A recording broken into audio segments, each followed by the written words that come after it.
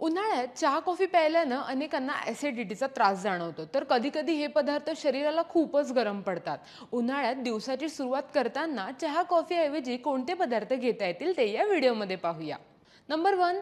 तज्ज्ञांच्या मते चांगल्या पचनासाठी 1 ते 1.5 ग्लास कोमट पाणी पिऊन दिवसाची सुरुवात करावी. नंबर 2. ज्यांना डायबिटीज आहे त्यांनी रात्रभर पाण्यात भिजवलेले 3 ते 4 बदाम खाऊन दिवसाची सुरुवात करावी, पण बदाम खाण्यापूर्वी सालं काढायला विसरू नका. नंबर 3. ज्यांचं हिमोग्लोबिन कमी आहे किंवा गॅसेस, ॲसिडिटीचा त्रास होतोय, ज्यांचे मूड स्विंग्स जास्त होतात, अशा लोकांनी रात्रभर पाण्यात भिजवलेल्या 4 ते 5 काळ्या मनुका सकाळी खाव्यात. नंबर 4. सकाळी उठल्यानंतर तुम्ही पपई, केळी, सफरचंद यापैकी कोणतीही तुमच्या आवडीची फळं खाऊ शकता किंवा मग पोहे, चहा, चपाती, ओट्स, उपमा, इडली असे पदार्थही खाऊ शकता.